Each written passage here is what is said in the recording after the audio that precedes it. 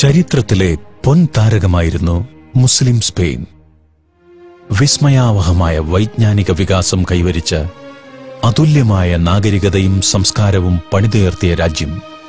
ഇസ്ലാമിനാൽ പ്രചോദിതരായി മുസ്ലിം സമൂഹം നടത്തിയ മുന്നേറ്റത്തിന്റെ ഫലം. യൂറോപ്പ് ഇരുട്ടിൽ ജീവിച്ച കാലത്താണ് മുസ്ലിങ്ങൾ സ്പെയിനിലെത്തിയത്. അവരവിടം പ്രകാശപൂരിതമാക്കി. മുമ്പും ശേഷവും കാണപ്പെടാത്തത്ര ഉജ്ജ്വലമായ സംസ്കാര നാഗരികതകളുടെ ഈറ്റില്ലമായിരുന്നു സ്പെയിനിലെ വിവിധ നഗരങ്ങൾ. പടുകൂറ്റൻ ലൈബ്രറികൾ, അവയിൽ ശേഖരിച്ച ലക്ഷക്കണക്കിന് അപൂർവ ഗ്രന്ഥങ്ങൾ, ഭാഷ, സാഹിത്യം, ഭൂമിശാസ്ത്രം, ഗോളശാസ്ത്രം, സസ്യശാസ്ത്രം, വൈദ്യശാസ്ത്രം, തത്വശാസ്ത്രം തുടങ്ങിയവയിലുള്ള ആഴമേറിയ ഗവേഷണ പഠനങ്ങൾ, പ്രൗഢഗംഭീരമായ ശില്പകലകൾ, സർവ്വസംവിധാനങ്ങളുമുള്ള മനോഹര നഗരങ്ങൾ, വിദ്യാലയങ്ങൾ, സഞ്ചരിക്കുന്ന ആശുപത്രി ഉൾപ്പെടെയുള്ള ചികിത്സാ സംവിധാനങ്ങൾ, അവയ്ക്കെല്ലാം നിദാനമായ സാമ്പത്തിക സുസ്ഥിതി, കരുത്തുറ്റ ഭരണകൂടം, അഖണ്ഡതയും മതസാഹോദര്യവും, ക്ഷേമപൂർണമായ ജനജീവിതം തുടങ്ങിയ എല്ലാ അർത്ഥത്തിലും മഹത്തായ രാജ്യമായിരുന്നു മുസ്ലിം സ്പെയിൻ. എന്നാൽ സ്പെയിനിന്റെയും മറ്റു മുസ്ലിം നാടുകളുടെയും പിൽക്കാല ചരിത്രം നമ്മെ വല്ലാതെ വേദനിപ്പിക്കുന്നു. നമുക്ക് പാഠമാകേണ്ട ഒരുപാട് മുന്നറിയിപ്പുകൾ നൽകുന്നു. 8 ശതാബ്ദം ഉഗ്രപ്രതാപത്തോടെ മുസ്ലിങ്ങൾ ഭരിച്ച സ്പെയിൻ ദയനീയമായി തകർന്നടിഞ്ഞതിന് കാലം സാക്ഷി. മുസ്ലിങ്ങൾ തമ്മിലുള്ള അനൈക്യമായിരുന്നു പതനത്തിന് പ്രധാന നിമിത്തം. അവർ വ്യത്യസ്ത നാട്ടുരാജ്യങ്ങളായി തിരിഞ്ഞു.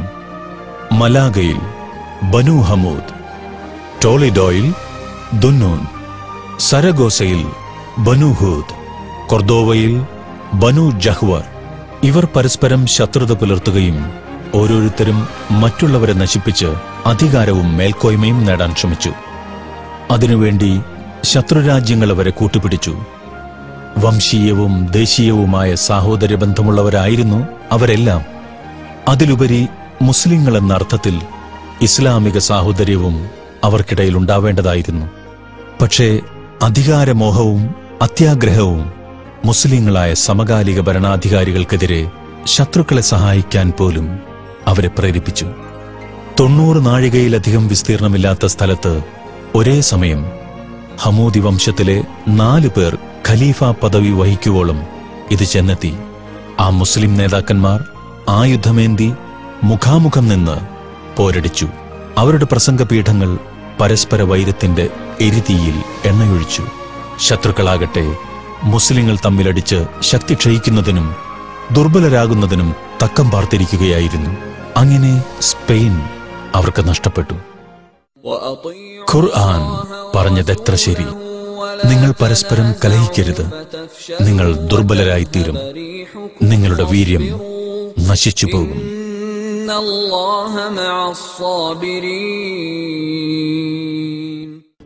സ്പെയിനിന്റെ ദാരുണമായ പതന ചരിത്രം നമ്മെ നൊമ്പരപ്പെടുത്തുന്നതോടൊപ്പം നമുക്ക് താക്കീത് നൽകുകയും ചെയ്യുന്നുണ്ട്. അനൈക്യവും ഛിദ്രതയും പരസ്പര കലഹവും ഒറ്റുകൊടുക്കലുകളുമാണ് സ്പെയിനിനെ തകർത്തത്. കേരളീയ മുസ്ലിങ്ങൾക്കിടയിലെ ഭിന്നതയുടെ പരിണിത ഫലവും ദുരന്തപൂർണമായ തകർച്ചയായിരിക്കുമെന്ന് നാം തിരിച്ചറിയേണ്ടതുണ്ട്. മുസ്ലിം സ്പെയിനിന്റെ തകർച്ചയുടെ ചരിത്രവും മുസ്ലിം കേരളത്തിന്റെ വർത്തമാനവും തമ്മിൽ അമ്പരപ്പിക്കുന്ന സമാനതകളാണുള്ളത്.